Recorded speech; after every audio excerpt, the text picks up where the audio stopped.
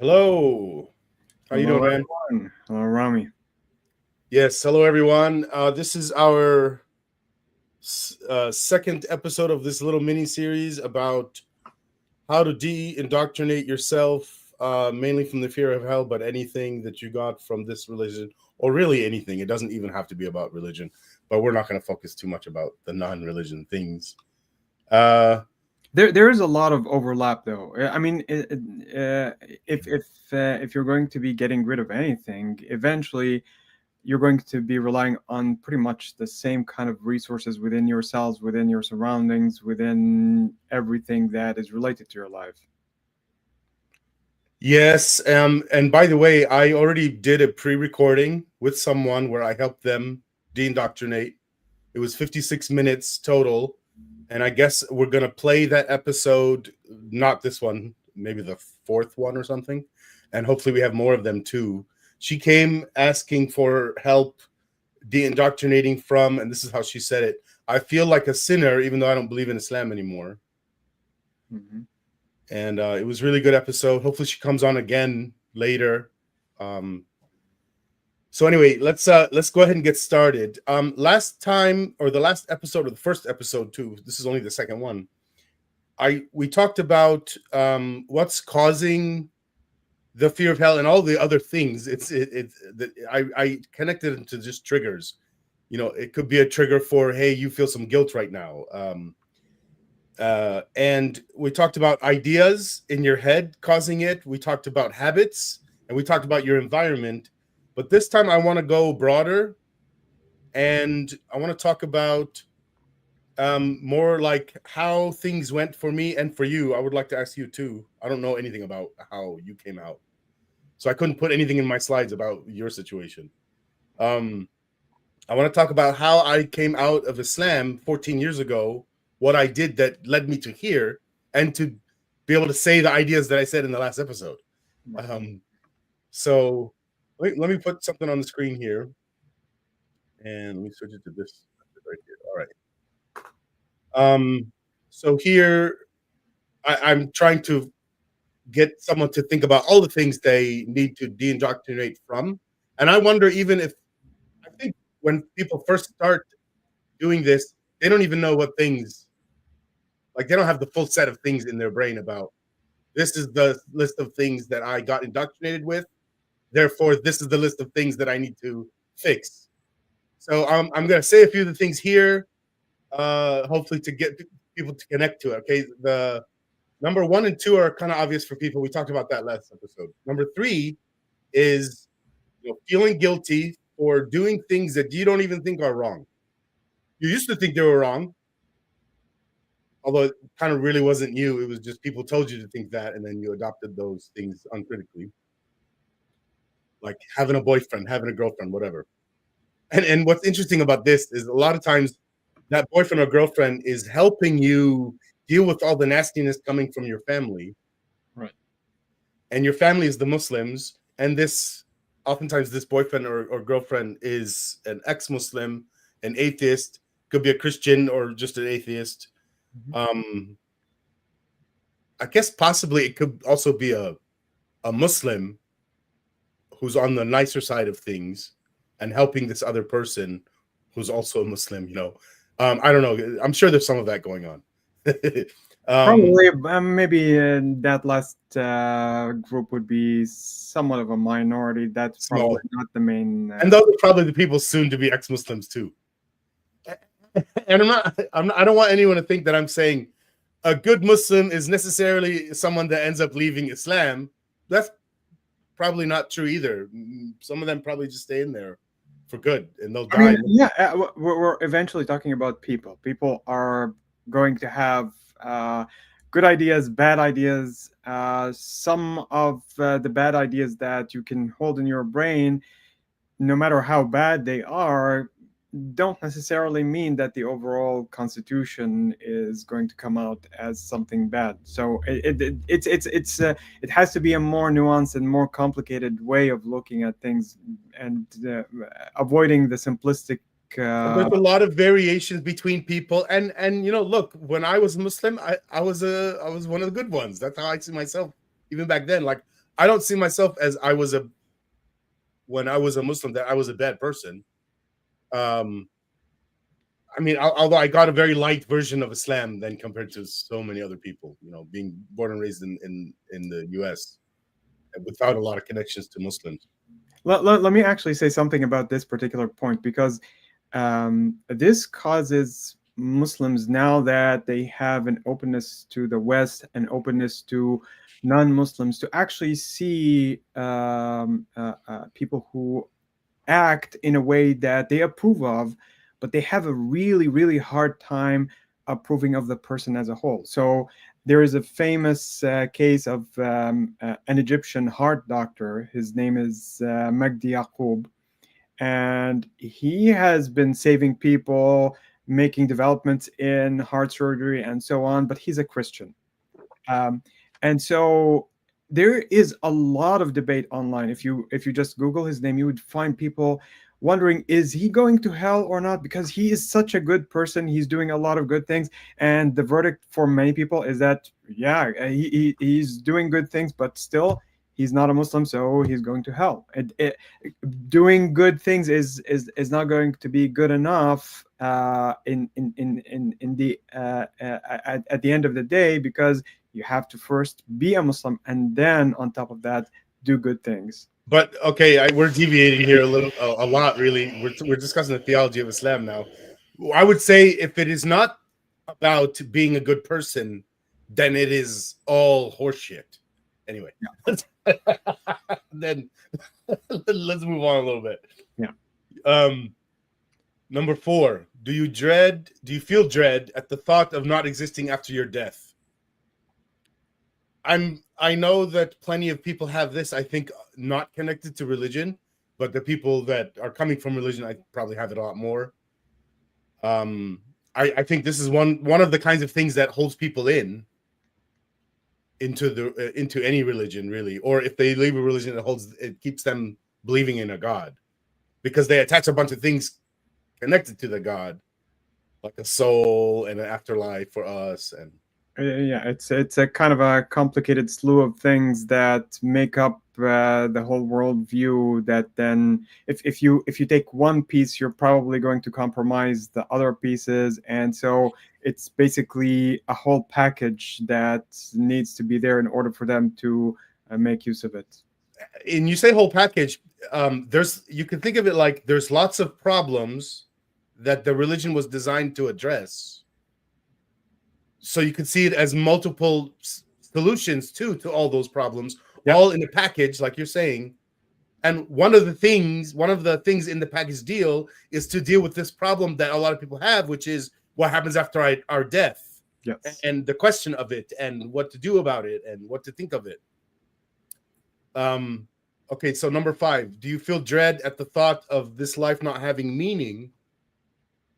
That one is different but connected. It's the thing people always talk about, meaning of life, purpose of life, and of course there's the underlying. Everyone also always says there isn't one unless there's a God. Yeah, that's basically the main tenet for most religions. It's really weird though, because none of them come and ask us, really. They just say we don't have a meaning of life. None of them come and ask us, do you have a meaning of life? I feel a little nepotism coming on to me now, because I'm putting this comment. This is my mother watching live. Love you guys. Posted in Shabakeh, so hopefully people do come. Yes, thank you.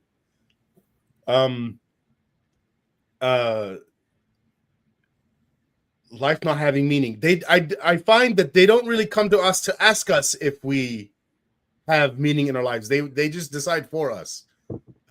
Similarly, they decide for us, hey, you're a materialist. And I'm like, no, I'm not. Tell me what materialism is. And they describe it. That sounds fucking insane. Why are you saying we're materialists? Anyway, maybe that's another discussion. That's connected to what we talked about last episode.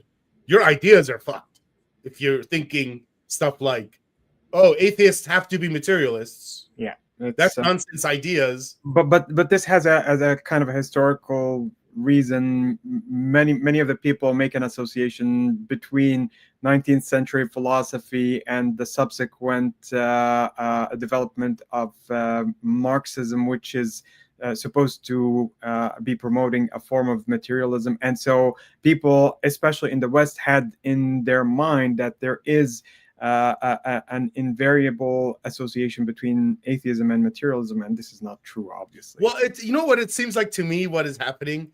It seems like one group is creating propaganda and slandering another group. And it seems like a lot of groups do this. And one of the ones I've learned about more recently is the group that calls themselves capitalists making propaganda about the group that the capitalists call socialists or communists. Yeah. And I've recently been learning a lot about actual, Soviet and Russian history from it's an American, but he's a historian, and I think he's unraveling the propaganda that was given to us for so many decades. Hello, Mulhid al-Islam. I could add one point about the meaning of life issue, because I have seen so many Muslim who come to the Facebook groups and start talking about this. One question they would say, since you don't believe in God, how is it that you justify your life? Why is it that you don't go right now and commit suicide? Literally, this type of question. It's a good question, though. It's a good, honest question. It is a good question, but if you're only looking at it from the perspective of a believer, once you're actually outside the faith and you realize that there is no organic connection between the idea of believing in God and having a meaning to your life, you can see that this actually does not make any sense. Why would I... Well, let me say it this way. He thinks it's a gotcha question. That's what he thinks. He thinks you don't have an answer. But no, we do have an answer. And you know how simple the answer is for me when people say, why haven't you committed suicide yet? And by the way, I will commit suicide in the far future when I'm 95, 99. Right. And I'm not going to be irresponsible and wait for physics to do it. Yeah. Okay? Of course, it might happen before that. A car accident or something, which I didn't cause or intentionally cause. That's what... Where was I going with this? Oh, suicide. So why haven't I committed suicide yet? Well, I have people in my life that would suffer if I was dead. That's one reason. There's also a follow-up to what I just said, because one of the mottos that Muslims hold, and it's actually more held by the people who go and kill themselves in battle, not just typical Muslims, but Muslims actually adopt this motto, which says, we are people who love death more than you love life. So this is a kind of a thing that they promote as a thing, because if you're going to be getting the afterlife, then this life is actually not something that you're supposed to be. Have they actually said that? Yeah. I was leaning on the idea that people were lying about them, because that sounds shitty. It is shitty. Who are they saying it to? It's a very common thing. I'm trying to remember if it's an actual verse. قوم يحبون I think it might have been actually a hadith that says. Right now, I'm not entirely sure which one it is. But is it kind of like saying we love heaven more than you love this life? Yeah, but it's actually actively mentioning death. Okay. And that's of course that's messed up. I that deserves its own episode probably. Yeah. To unpack that shit. Okay. Number 6. Do you believe that each of us have a soul that survives our death? I guess that mixes in with number 4. The problem is you're worried about not existing after death. The solution there is come up with this fake concept called the soul. Yeah. Yep. And that gives you an engine to survive after your death. Yes. Number 7, and actually, I should have put on this list, people care a lot about hell existing, actually heaven too, punishment for the people that didn't get their punishment here, and then also reward for the people that got screwed big time in this life. Yeah. And when they think of the idea of that not existing, that makes them sad. The idea of some kind of an ultimate justice is something that plays a really big role in Muslim conception of how things are supposed to happen, like in a kind of a karma kind of way, but one that is controlled by God to ensure that everything happens at the end, so that justice prevails. So and the point is, like, part of de-indoctrinating is, well, changing your mind such that you no longer actually want these things. Yeah. People want there to be a God. It's not just that they believe in God or don't believe in God. They want there to be a God. Yeah. Yeah. Which is weird, by the way. To me, it seems like the cart before the horse. I want true things. I want to find out what's true first. Then I want things based on that information.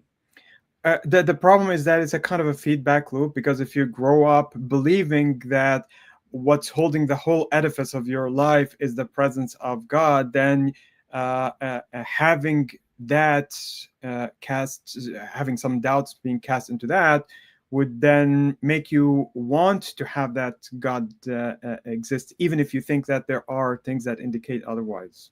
Well, I think, I don't know if you were connecting to this or not, but one of the things that they've been doing their whole lives, and I mean for the most extreme cases, is letting someone else think for them, and the someone else is God in their conception. Let God think for you, but what's actually happening is let another human being think for you. Yeah. And then even thinking of the idea of maybe there's no God. Oh shit, who's gonna think for me then? What am I gonna think? Yeah, now I don't know what to, then they say this. I don't know what to think. I don't know what to believe. That exactly ties up to the first point about feeling guilty regarding things that you don't even think are wrong in the first place. Because if you're not able to distinguish your own values, the things that you right now believe, from the things that you have had instilled in you as you were growing up, then that's going to cause a confusion, an internal confusion that would enable you, that would prevent you from being able to actually get rid of that feeling of guilt. And so this idea of journaling that we were talking about last time, which exteriorizes these feelings and makes you distinguish between your thoughts and what's actually something that you want to get rid of, makes it more explicit. What you just said made me remember I watched a documentary about there's this small town in India, and I'm guessing this is many towns, very far away from big city populations, okay? Where there's this little town, and they're doing this interview of this man. He's been a slave for his whole life. He's in his 50s. Right. An actual slave. And at one point during this interview, the interviewer asks him, like, what's your favorite color?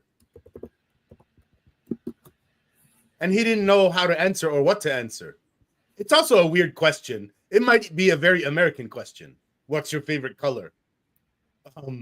But here's the point, too. He never really had a choice of picking a color. So he's never been faced with, what color do I like? Or what color would I want? He doesn't have any values, at least in this area. He doesn't have a,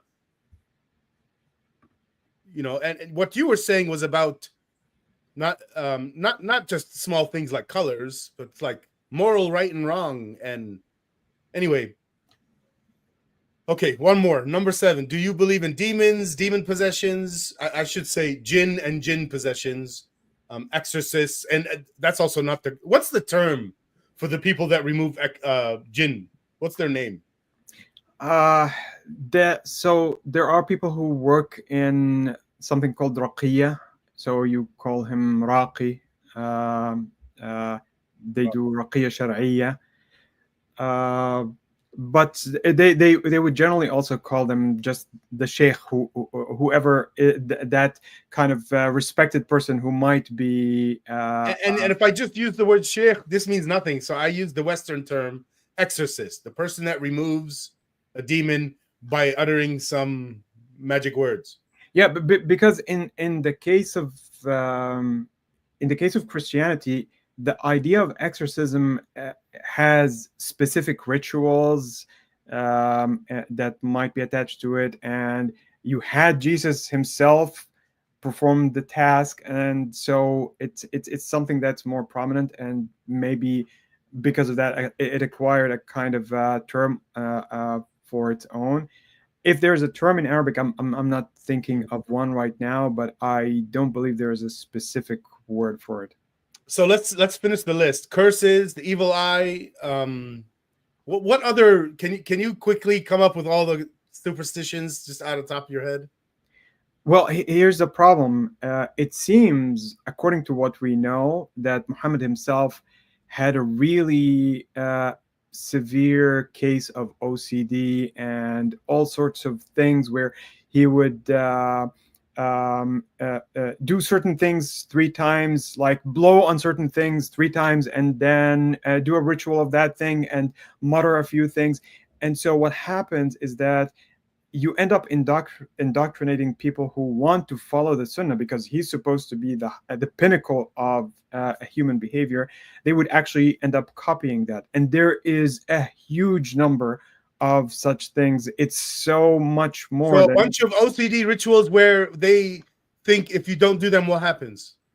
Well, all sorts of things. You might end up getting bad deeds written for you. You might end up having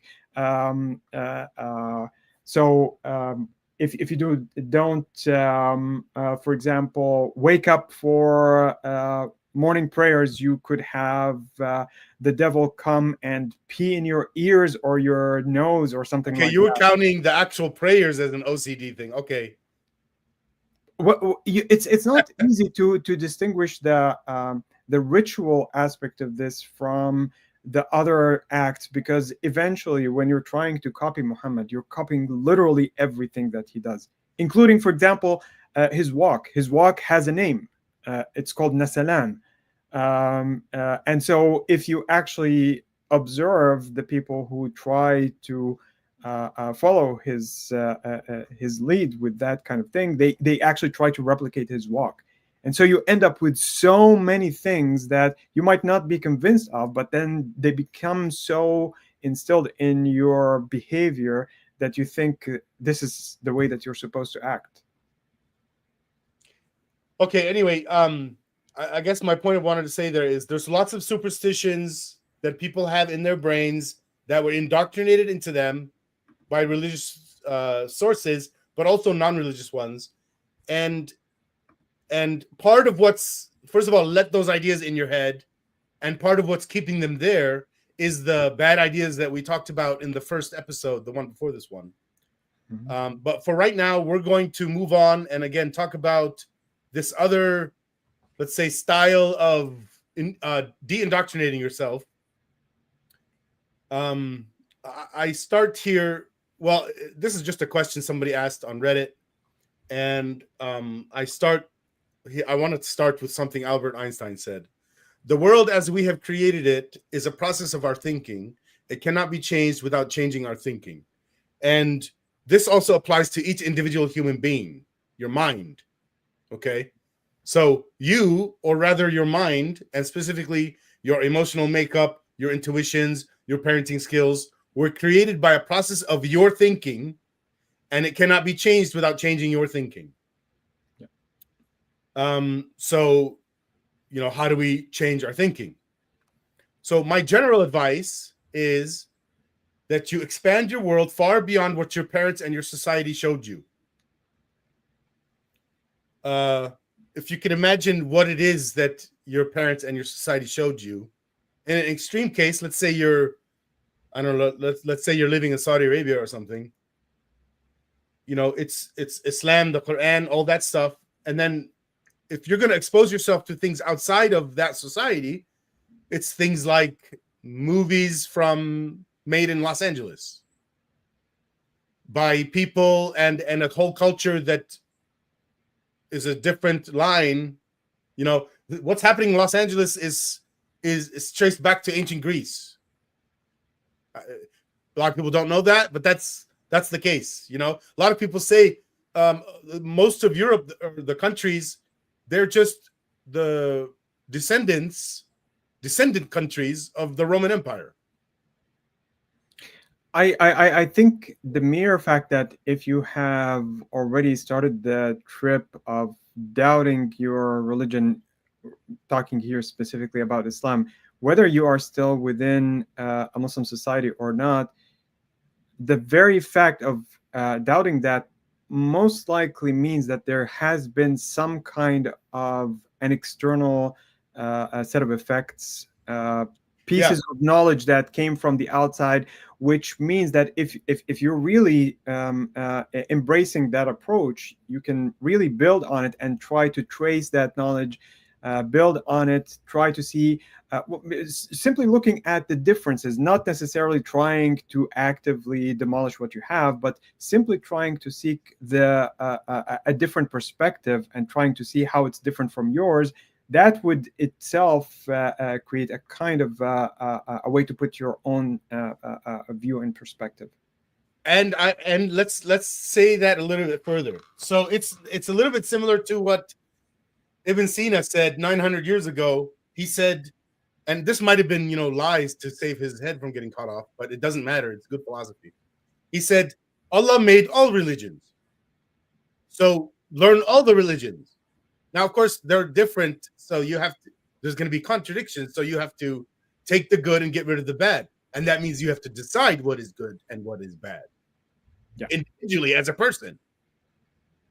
Yeah. So some people might say that religious education is something that shouldn't happen. Well, I think it actually should, but it should be education about all religions, education about religion and philosophy. Education. And you're comparing and contrasting them. Exactly. That's the point. Now, I would go even broader and say every religion is like a field of study. We should learn from every field of study. We shouldn't write off a field of study just because of its name. If we say, like, imagine a physicist saying, evolutionary psychology as a field, the whole thing is nonsense, so I'm going to write off anything that has the label, I'm from evolutionary psychology. That would be nonsense. Although I'll say there's whole fields that every idea in it has a major error because of the methodology that they use in the field. So like as an example, today there's no more alchemy. Nobody does alchemy, but we do chemistry. And chemistry is actually a direct descendant from alchemy. So yes. Karl Popper said, look, every scientific theory before it was a scientific theory, at one point in its history, it was a myth, mythological. Chemistry came from alchemy. I think without alchemy, we would have never had chemistry. Yeah, definitely. Most definitely. Yes. So learn from every field. Now, that doesn't mean, study a whole bunch from a field, but, don't write off something just because it is in a particular field. I would even add something as preposterous as astrology, which might say, okay, well, astrology has been completely debunked as nonsense. It has no basis, but itself is a kind of a psychological study rather than something that has to do with connections to the universe or to human fate. I wonder if any of the field of psychology, I wonder if any of them have roots from astrology. I'm almost 100% sure that many of the techniques would be traceable there, because when you're sitting in front of a fortune teller, that fortune teller is probably going to try to read you in order to feed you back information that you want. Oh, totally. They were doing psychology. I get that. I've read one of those astrology books, not the whole thing, but a section. And yeah, they're explaining psychology. Of course, their underpinning reasoning for why it's that way is ridiculous. It's more like what psychologists understand today. Yeah. But that doesn't mean every single thing on those pages is wrong. Yes. Yeah, that's true. Okay, let's move on here. I even forget what's next. Okay, so, this is just continuing that last post. As you expand your world, you will replace your old thinking patterns with new thinking patterns. And with enough of this kind of work, you will have replaced, at a much older age, let's say you're 40 years old, you will have replaced all of your old unwanted thinking patterns that you created in childhood with new thinking patterns created in adulthood. Now, I'll be clear. Some of your thinking patterns in adulthood are evolved versions of things you had in your childhood. Yes. But the point is, as an adult, way far away from childhood, nothing in your head should be childhood stuff that you don't want. It should all be stuff that you agree with today, with your today's thinking, today's epistemology. I would say, like, anything that's going to be causing you any form of distress, regardless of its source, whether it comes from childhood or anything else, this is something that you should try to get rid of, or to modify, or to supplant with something else. So that kind of critical view of what you have and how it reflects on your life, this eventually is going to be what drives your own sifting view of picking this, keeping that, modifying this, wanting to get rid of this, even if you cannot muster the ability at the beginning to do that. Eventually, if this is causing enough distress, you will find yourself compelled to do it no matter what. That internal compulsion to change yourself would then be driving the process. And people had that before they came to this. We're trying to nourish it. Yeah. So I say here, if you don't do this, if you don't replace your old thinking patterns from childhood with new thinking patterns that you made in adulthood, then you will be ruled by the ideas that you adopted as a child. And, these are, again, ideas that you adopted before you learned how to critically think. You'll be ruled by these ideas, and you won't even know that you're doing that. You'll think they are you. Yeah. Yes. And what do you think this means for your parenting? I focus on parenting a lot. A lot of these people are either parents already, or they're going to be parents, and then there are teachers to their children. So parenting matters a lot, okay? What's going to change things is parenting. So what does this mean for your parenting if you are still in this state of having childhood ideas that you haven't updated in adulthood? It means you're going to do the same bad things that your parents did to you, to your kids. But more than that, it means another thing. Zara clarified this, and I'm going to give an example. Let's say you freak out. You have a freak out mode. You go into freak out mode, or what let's say lots of different things. By being that way and letting your kids see that, you're teaching them to also go into freak out mode. And it could be small, insignificant shit. What we're talking about here is somebody going into freak out mode when they think about adhan and what if Islam is true. And to them, that's not insignificant, because, it's hellfire for your whole life, for not your whole life, for eternity, right? But I mean insignificant, like, I'll give the real example. I was 10 years old. So my mother's 31 and my brother is 1 year old. And me and my mom are in the living room, and we hear somebody fall down the stairs and fall to the ground. We could tell it was a small body, so we knew it's my little brother, her son. We could also tell it was like from the bottom of the stairs, so it wasn't a lot. It wasn't like from the top of the stairs. And the moment she heard the thump, and we both recognized that, that little 1 year old baby body fell, she goes, freak out mode, like she's covering her eyes. She's not thinking. It's freaking out. Mm-hmm. And I remember I was comparing my reaction to hers, and I was like, okay, well, let's go see if he's hurt. Then, because the way I'm seeing it is, then if we find out he's hurt, then maybe freak out. I don't know. I wasn't freaking. But here's the thing: while she's in freak out mode, she's not going to do the right things to take care of him or to make a decision to like go to the hospital or otherwise. Right. Yeah. It doesn't make sense. And I call this insignificant because the only information she had was that somebody fell. Look, most falls doesn't cause any harm. Yeah. It's that simple. This is so small compared to the like fear of hell one. And I don't know how to interpret her fear of hell. My mom's a special case though, because like she had me, like we both became ex-Muslims around the same time. So she also had me available to talk about things and see. Was the idea of hell something that played any role in your upbringing? Do you have any? My parents never talked to me about hell, as far as I know.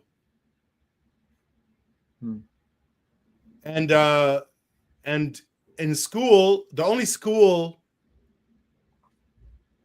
year that I had, any Islam exposure was 4th grade for a whole year in Los Angeles.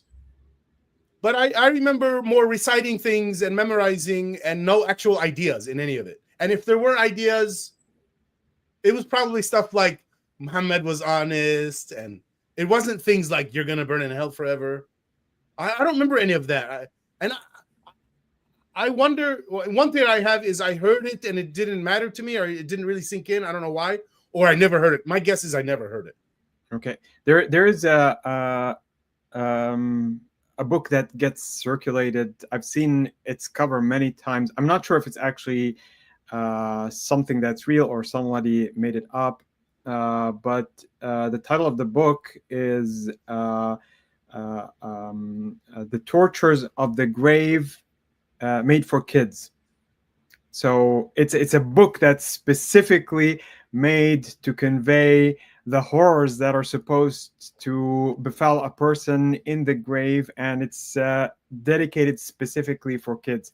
So let me ask you, the cartoon characters in there, are they smiling and happy, or are they like... I'm yet to see the actual book. I've seen the cover many times, and I've seen it posted and commented on a lot, but I haven't actually seen the book. I'll probably look for it. But the thing about this is that the idea of hell is something that we get hammered into us right from day one. At least in the environment that I've been in, this is something that was really, really prominent. It no matter what you do, if you so much as pick up a glass to drink something and you didn't say Bismillah, you didn't say Bismillah. Did you say Bismillah? Something like that. And what did they follow with hell after the? If you repeat that, you might end up hearing someone say, well, if you don't say that, you might end up in hell because you have not the drink that you're drinking right now is not something that had the name of God, which is something that comes from, for example, animal sacrifices. So Muslims are supposed to, when they kill an animal for food, they're supposed to say the name of Allah, or to eat food that has been slaughtered by Jews or Christian, because this is supposedly also okay. That's a remnant from when Muhammad was okay with them. But now you have this really big thing, the animal sacrifice, which is mentioned explicitly in the Quran, and then you start generalizing it to permeate every nook and cranny of everyday aspect of your behavior. That's what's actually scary, because in the case of Islam, you don't only have a few rules here and there that you need to follow, and that's it. You have everything controlled in every aspect that you do. He says, Muhammad Islam says, every time I come to your stream, I recite Bismillah. Yeah. So there's even, for example, I remember seeing so many people put the prayer of entering the car, because there is such a thing, which is a generalization or a modernization of a former Getting prayer. on a camel or what? Yeah, something like that. So you can see that printed, and people put it as a sticker to encourage you to read it, and it's permeating everything. All right. So at the end of this post, I just wrote, if you want to know what I did to expand my world beyond my parents and my society, let me know. And I'm happy to help. And of course, I knew somebody was going to say, yeah, what did you do? So I was leading them, of course. Right. And so when I left Islam 14 years ago, it was at the same. Okay. First, I got divorced. Like, I wasn't with my wife anymore. So that was very tumultuous. It was very, volcanic. And at the same time, also, I was thinking, I don't know which one came first. I have to rethink everything, or maybe another idea was I was already focused on how I'm going to educate my kids, and I didn't like the idea of just relying on schools to do that, which is what pretty much happens in general everywhere. Mm-hmm. People don't see it as their job to be the teachers. Although there is value in, let's say you're not an expert in something, you go get an expert in that thing to teach your kid that thing. I can't be an expert at everything. Okay, that makes sense. But we should know a little bit of every one of those fields, right? I don't think anyone should not have any physics knowledge or any chemistry knowledge or any biology knowledge. Right, but some of these, just getting your foot in the door might seem like a really high threshold for many people. That when you come to the ABC of many of these fields, some people would really have no clue. Yeah, But you're right. No, I totally agree with you that this is supposed to be common knowledge. I'm just saying, factually, I know of many people. well, I mean, there's an issue of, okay, let's say as an adult, I've been exposed to some physics, but then there's a separate issue of, can you teach that to someone, and would you be as good as the other teachers that are in school? And here's my point: I think those teachers are bad in general. In general, the teachers are bad. But of course, that only means anything when I'm comparing it to something else. Well, I am comparing it to me as the parent. So if you're not as good as that, okay, then you can't do the same thing. You can't say, all right, I'm going to be the parent that teaches physics, chemistry, biology, whatever, or math and everything else.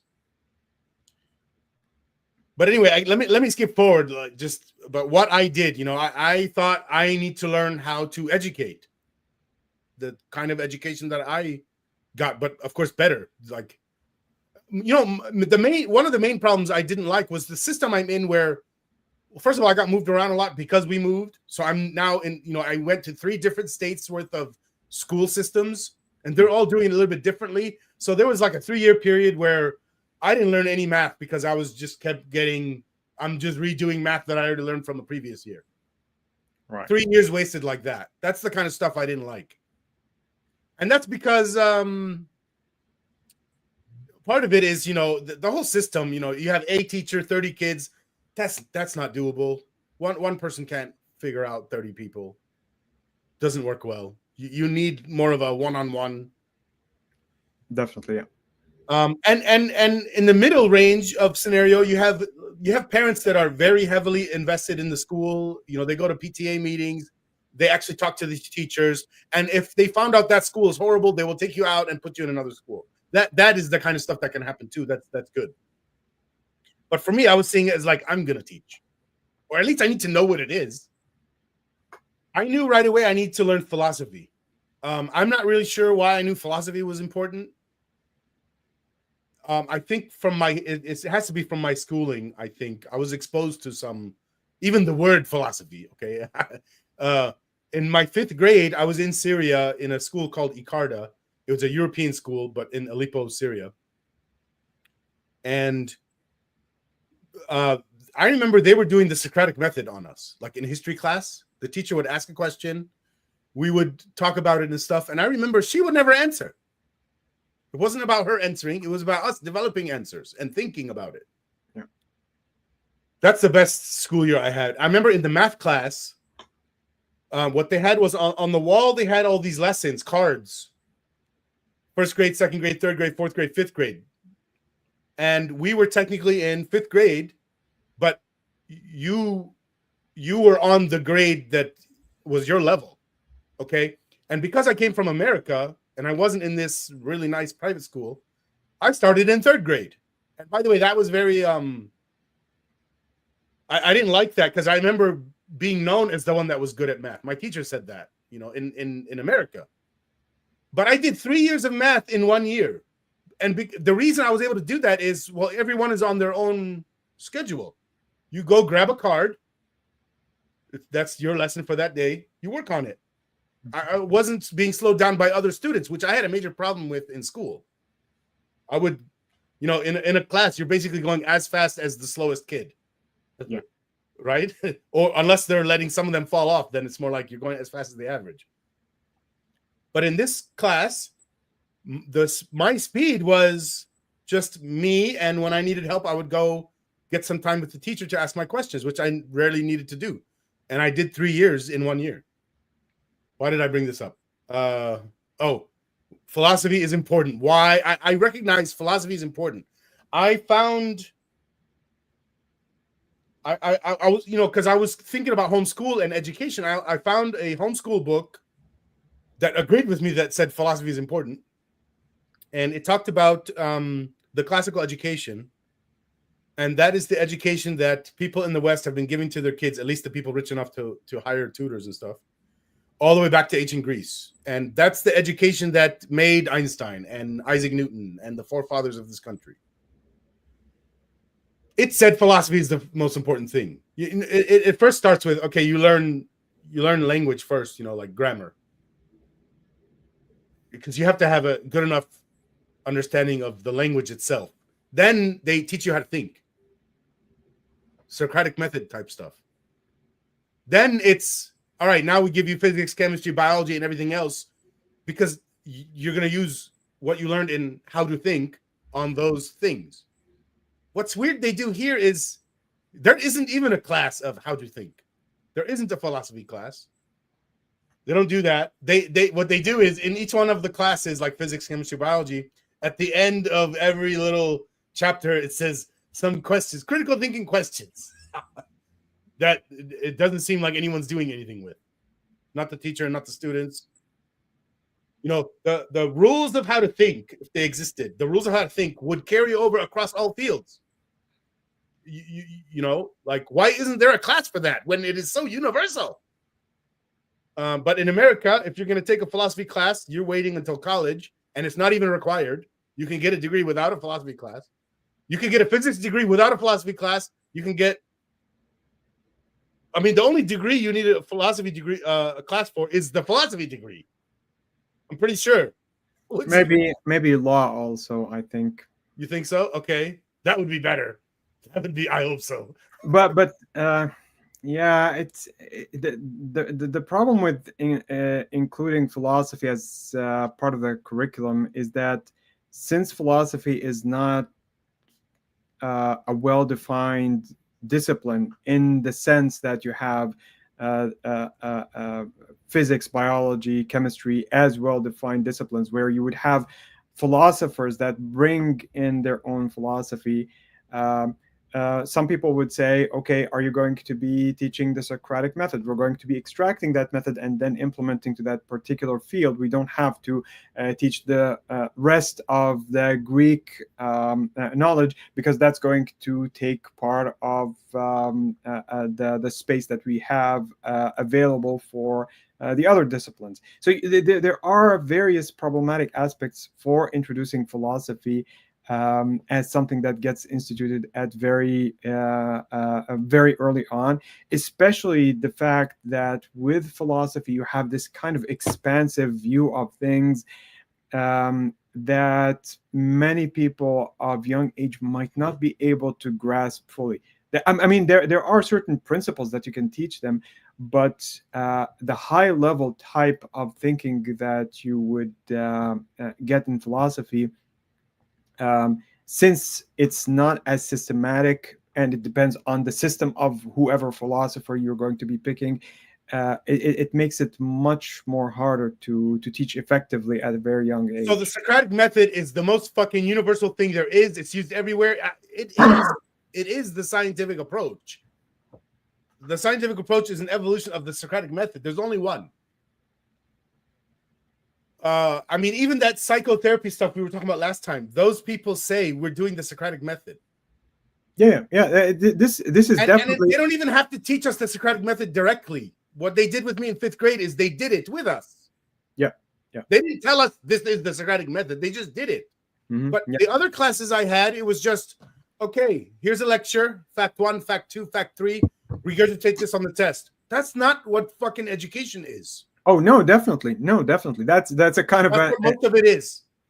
That's the other extreme, and definitely this is not the right way to do it, whether you believe philosophy plays a part or not.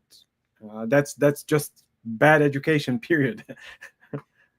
Yes, but here's the thing. Those teachers doing that stuff themselves didn't learn philosophy, or they wouldn't be doing these dumb things.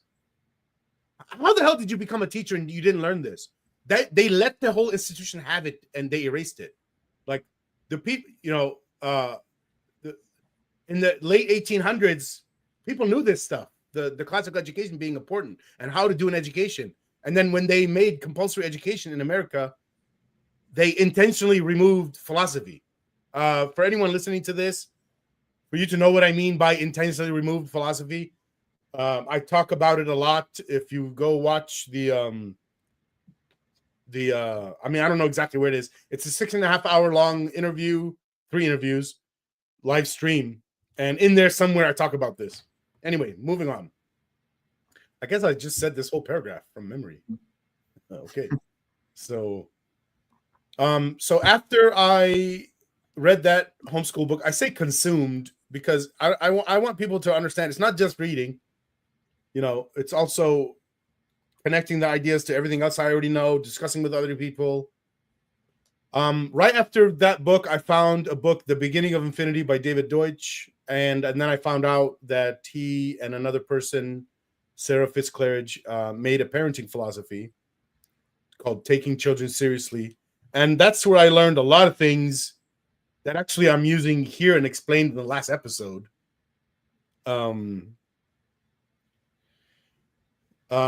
Things having to do with thinking of a person as a set of ideas. Something we do in physics is like we're trying to find the smallest part of a system just to understand it. And we keep searching for the smallest part and we think, oh, we found the smallest part. Then we found out, oh, that's made of smaller parts. Okay, never mind. And they keep going, right? Like when they thought the atom was the smallest part or whatever. And then it was the atom is mostly empty space. Almost all empty space. So it really makes it weird. Like, what's this mean? What are 2 things hitting each other? What's that sound? It's not 2 things touching or whatever touching means. You have to have a macro understanding of touching, which is very different than what would touching mean in a atoms scale, because they don't touch. Anyway, I don't know why I said that. I guess because I get excited about physics. I spent countless hours reading and reflecting about these ideas, and some days it was like 10 hours a day. The reason I'm saying this is I hope everyone can tell this is what was outside. This is the stuff I was learning that was outside of what I got from my parents and my society.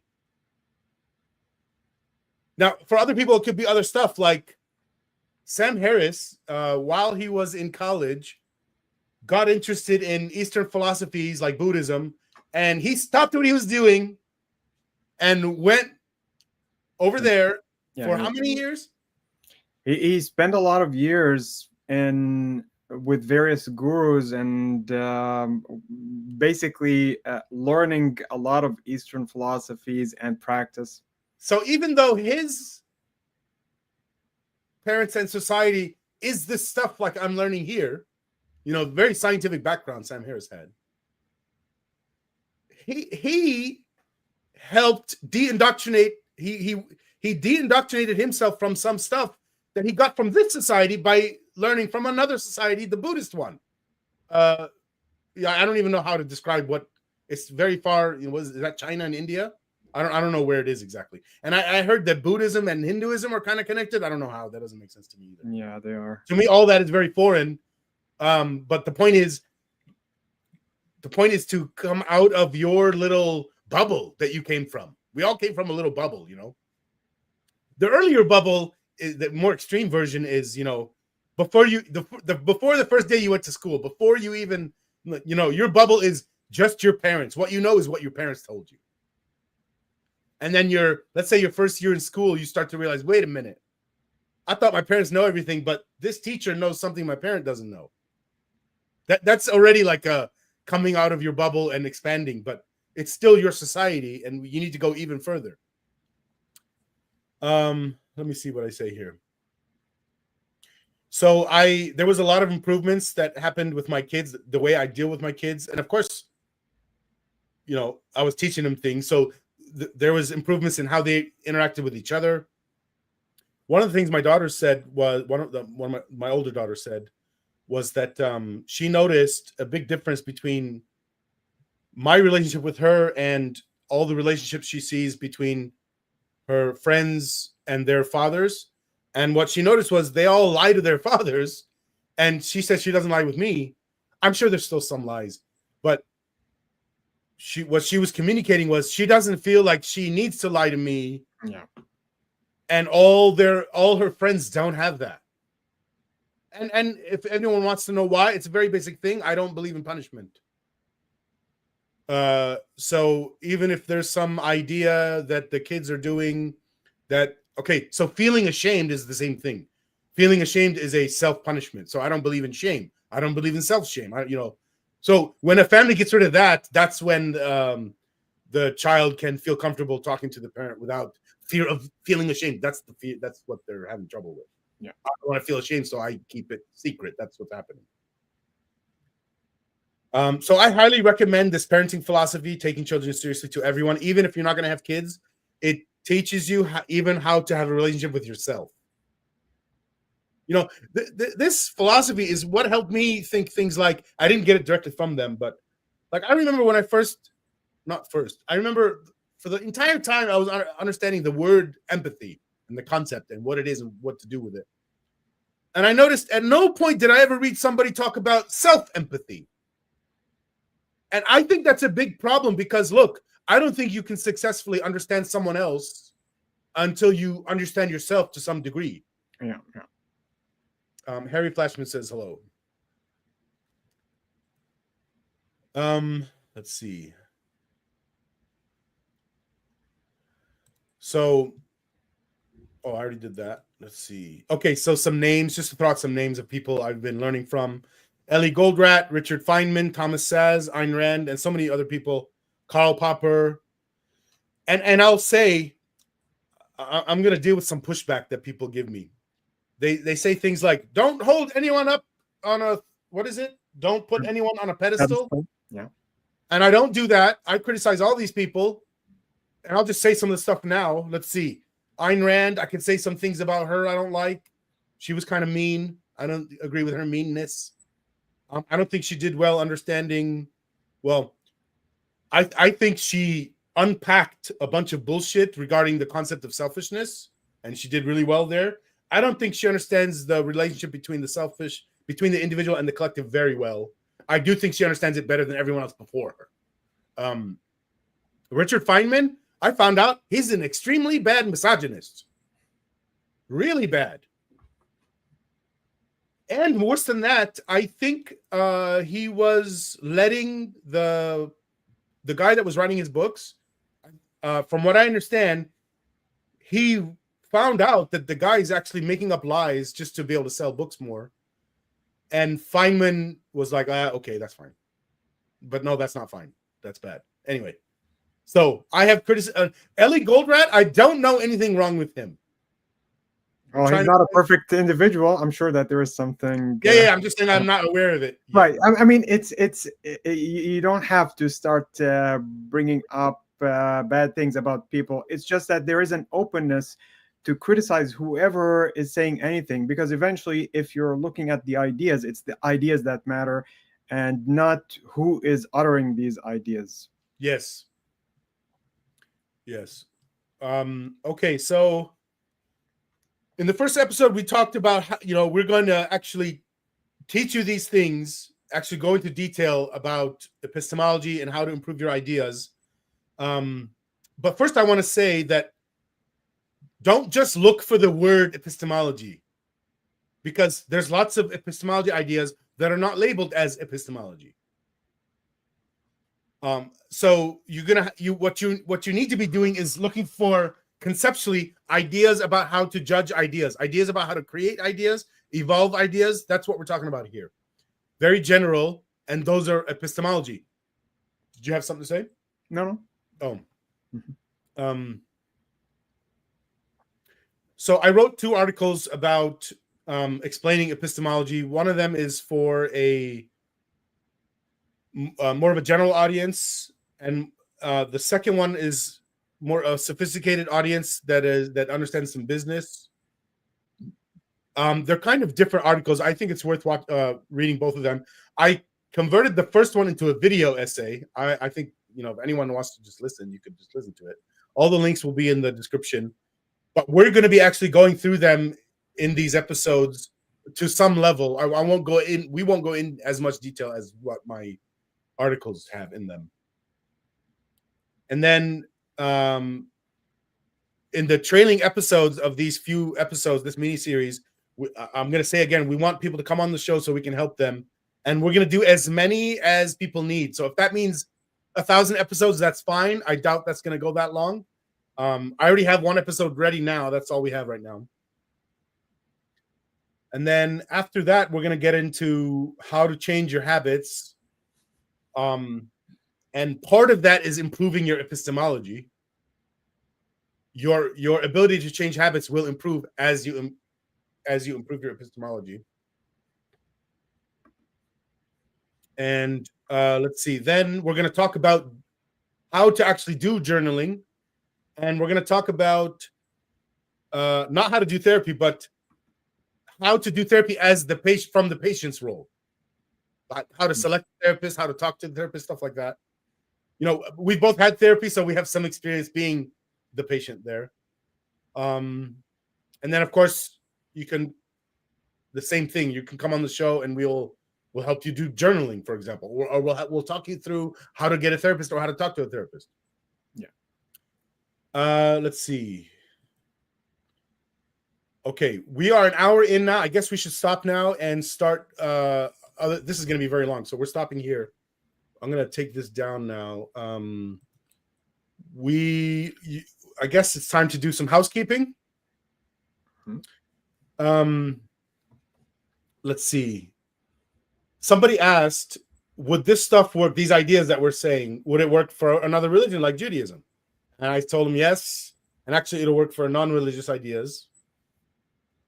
So yes, please come on the show if you need that. I guess we're going to start with Muslims, but I guess if other people show up too, we'll do that. Well, there are certain differences when it comes with Judaism.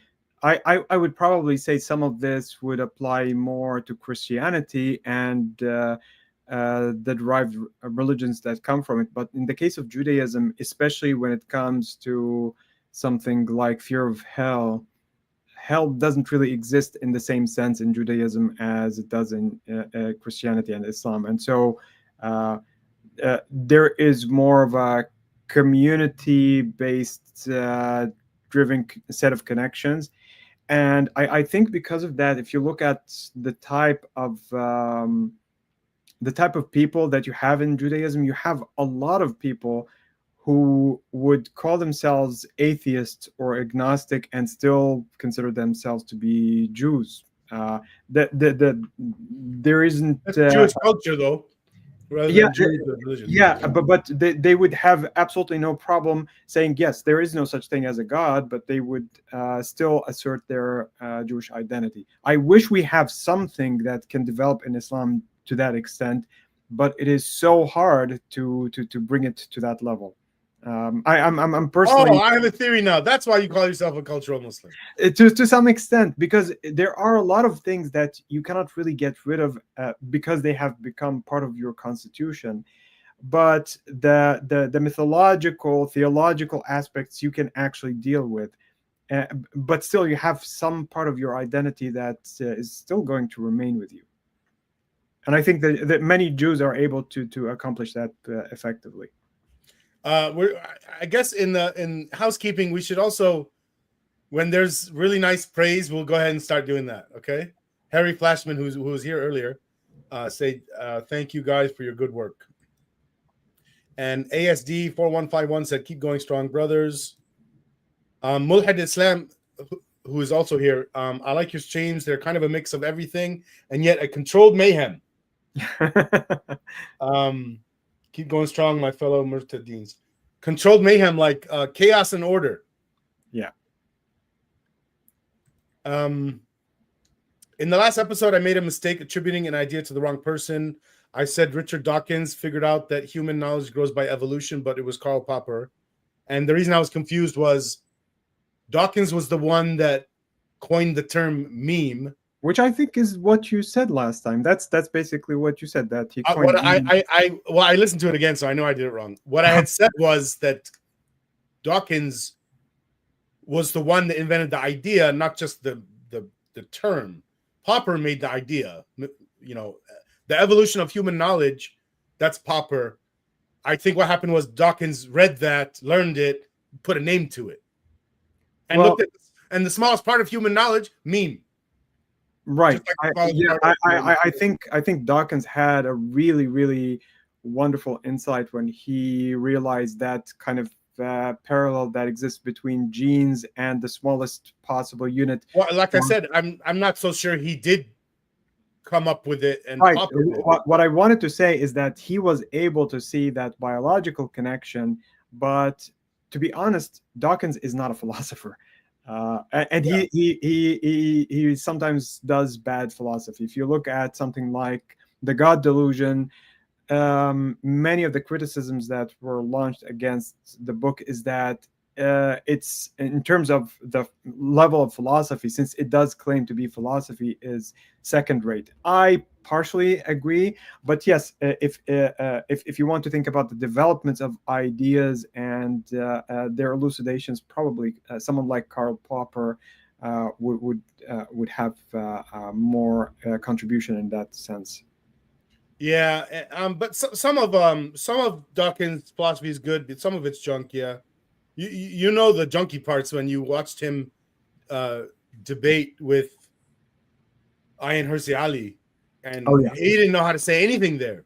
Anyway, they were also presenting. I mean, there's a friendship there. I've also seen more or less the same kind of thing happen when Alex O'Connor interviewed Ayan Hirsi Ali. He was really... I don't know too much about him. You're saying he didn't know how to talk about the philosophy stuff? No, he's good at philosophy, but he was... curbed his questions. He was holding back, probably because of the fact that he's talking to someone who has really good standing in the audience, and he didn't want... I've seen him do that with several people. Yeah, so I don't know. We should talk about us and that situation. But anyway, so you know, I cut parts of our live streams and I post them separately with their own titles, you know.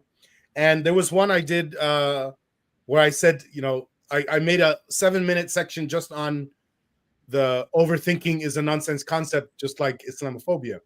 And this person says, I'm sorry, what is this BS? And it's not a real question. The sorry is not real too. It's just trolling. And I was thinking of how to troll back, anti-trolling, you know. Because, by the way, I don't really want this person to just stop commenting. I want them to comment more. I think that's going to get YouTube to No, absolutely. do more, right? But I also want to get them to turn good. So here's the thing: when you get a comment like this, just a comment with no content, there might be a kind of visceral reaction, whether it's justified or not, that carries more indignation than actual criticism. If that person has some content, it would be more than welcome, because that if something of that sort requires discussion, by all means, bring that on and have whatever points that you want to mention. So look what I said to them. I said, here's what I did. I do this thing where I take their troll comment, try to keep the form the same, so it would like rhyme back to them. You know, I did the same thing. They said, "I'm sorry, what is this BS?" I said, "I'm sorry, are you just a troll?" It's almost the same number of synonyms. And I said, "Are you just a troll?" Because for them to actually answer me, and they might think, "Oh, no, I'm not a troll. I actually have content." Then they would tell me next. Tell me the actual idea you had in your head instead of the stupid insult. Anyway. Was that it? Here's I have a lot. This is a lot. This guy posted on a lot of my videos the same thing. He kept posting the same thing. And I kept trying to draw out from him why he's doing it. So he said, say, quote, travel throughout the land and say the fate of the deniers, blah, blah, blah. And then, it's just, I don't know why he's saying it. So I say, what are you trying to achieve with this comment? And he says, I didn't want to achieve anything because people like you are never guided. Yeah. Okay. I have seen a lot of this type before. Yes. Okay. So then I say, well, why did you post here then? The answer to the question is what you were trying to achieve. You can't get out of it. You can't get out of purpose. You can't say I don't have a purpose. Let me put myself in the place of someone like that. So there is a verse in the Quran, in multiple places actually, but there's one place that says, if you find yourself in a setting where people are denigrating or debating the word of Allah in a negative way, then basically you have to walk away. So probably this kind of person, what they're trying to do is to just throw in a contribution. Well, I was there. I am not happy. I am a Muslim. I am trying to disavow what I have just seen. And this is my contribution. And this is my testimony in front of God to make sure that I don't get the bad deed for what I did here. I've had a lot of people comment like this with one comment, and I leave them alone. But this person said the same thing or multiple of the same type of thing across many videos, and I didn't want to leave him alone. So I was trying to get out from him what his purpose is. And by the way, I already know his purpose, but I need his mouth to say it, because otherwise he can keep lying, and you'll see here. So on this one, he said, what is it? I had referred to one of our live streams as a success, and he says, "Success? Ha ha ha! You made your place in hell, and you're saying it is a success." And I said, "Well, given that there's no hell, yes." And he said, "Oh, your father told you this?" And it continues. It's long. I said, "No, not my father's a Muslim." I said, "Why are you saying stupid shit like this? Don't you know it's stupid? He doesn't know who my father is." I know he was just asking a troll question, but still, shouldn't you at least ask a smart troll question? And they said, the greatness of Allah, he made the son disbeliever, blah, blah, blah. It's all blah, blah, blah, okay? And so I wrote, "Why are you telling me this? Do you think you're educating me?" And he says, "I don't want to educate blind and deaf people." So I say, "So if you weren't here to educate me, then why have you written all of these comments?" He says, "It's my choice. Who are you?" And I said, "I am the person allowing your choice. I can remove your choice by banning you for being a troll. I don't know why I'm making that voice. That's not the voice I had when I was writing it. But I'm like the god of this platform. He doesn't understand how freedom works. You know what I mean? He thinks freedom means he gets to fuck up my private places. He gets to come to my house and say whatever he wants. Yeah. Well, first of all, a lot of people they have a hard time even viewing or connecting the idea that, okay, this channel is like my house. If somebody's in my house and I don't like what they're doing, I can make them leave with the police. Make them by force. With a gun even. And I can do that here. Although here the gun would be like I ban them. It's like a gun in the sense that he has no choice in it. It's all me. So I said, I'm the person allowing you the choice. I can remove your choice by banning you for being a troll. If you're not here to educate me, then you're here to troll me. Do you get it now? He didn't reply. He got it. I'm getting angry. Hold on. This was another one. Shirley, as for you, by the way, I don't know which of these happened first. So I'm giving them to you without knowing which one was first, because they all happened at the same time, and this thing just tells me weeks ago. So he said, Shirley, as for those who disbelieve, again, blah, blah, blah. I said, why are you saying this? What's your purpose? He says, it's better for you to bark on any other place, promote what you want, but don't talk against Islam. Thousands like you came, and now no one can see. Even their bones are not left. This must be some hadith, or no, this must be Quran, right? Yeah, I mean, he's implicitly referring to several things that can be referred to in the Quran and the hadith. So I said, oh, I see your purpose now. Stop trolling this channel. I'm just outing him for being a troll. I'm pretty sure he doesn't see himself as a troll. He sees himself as, I don't know, what a Muslim is supposed to do. He's just a Muslim. Just a Muslim. He's just being a Muslim. He thinks that he's doing good. Yeah. He's trolling my channel. That's not what he's saying.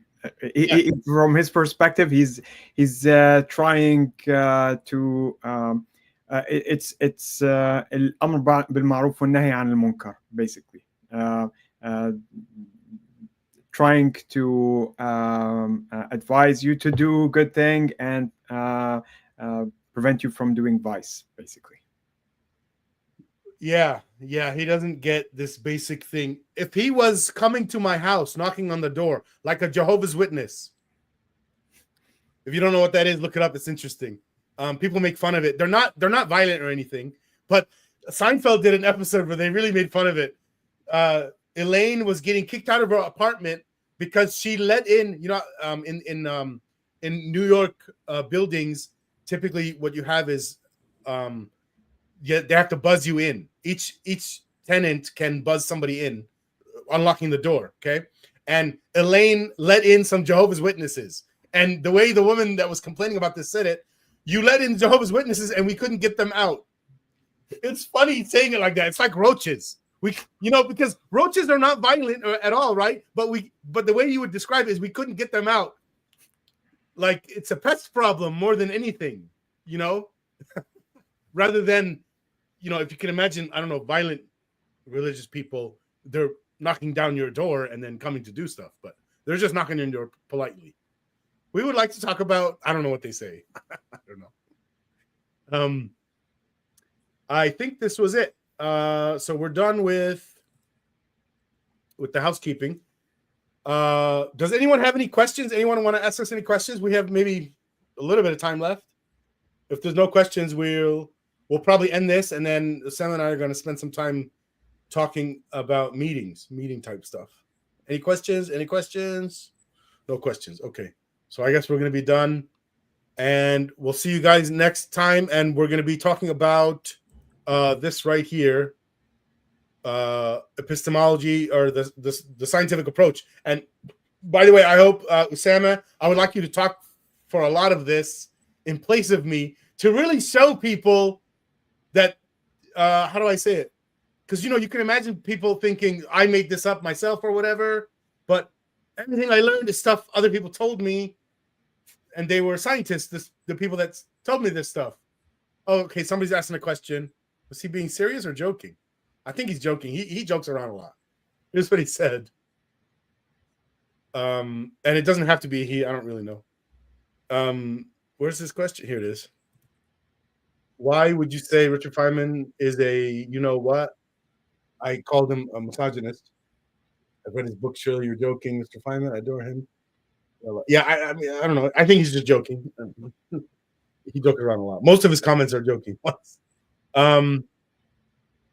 Yeah, so I was saying, if No, if about that comment, even if it were serious, if we're going to start venerating people for who they are, then we're going to be falling in the same trap as the religions that we're trying to criticize. If you venerate someone like Muhammad or his companions, then that would be a problem. Although, like you said, I probably think that he's joking. He's saying here he's serious. I don't know. He could be joking about that too. Because I believe he's a misogynist. If you're asking where to go learn about what I'm talking about, actually, I found out this is a major problem with a lot of physicists. Nothing against you, obviously. Apparently, it's a big problem in physics departments, more so than other departments. Well, it's very first of all, physics departments have more men than other departments. Yeah, objectively speaking, that's true. And so whatever misogyny is in those men, well, you're gonna have more of it happening in those departments because there's more men. It's like 83-17 percentage wise, men to women. In many cases, it's more. I'm not necessarily going to start generalizing a kind of a correlation between having that majority being present and the presence of misogyny, but well, part of the issue is the universities do not want to get rid of their professors, and so what happens sometimes is there's a complaint made about a professor, and then they don't really follow through. And they talk to the professor, try to get him to stop, but they don't really do anything in the sense of, following any of the policies of the university to do something to like put a strike on the guy or anything like that. So even if they end up, even if that professor stops working for this university because of the sexual harassment stuff he was doing for years, even in that case, what happens is the university, instead of putting it on his record, because they don't want the university to look bad, they will ask the guy to resign. He resigns, but then that means he gets to go to the next school with no track record of any evil shit he did. And that's part of what's letting it continue instead of it getting fixed. A little bit similar to what happens in the UK. It depends on the university, but some places don't actually handle this kind of thing well. Yeah. Oh, I'm sure there's universities that have none. Yeah, that makes sense. And also, let's be clear: 99% of the men are fine. It's 1% of the men that are causing 99% of the problem. Similar to any crime statistics, men overwhelmingly commit the violent crimes, 95% to 5%, men to women. But almost all of that is happening by just a few men. There's no reason to say it's all men, like the kind of mistake a lot of people make. Or they might think what I'm saying here is physicists are misogynists. No, that's not what I'm saying. All right, let's go ahead and end it now, and we're going to do our little meeting, okay? Okay. All right, bye, everyone. Bye.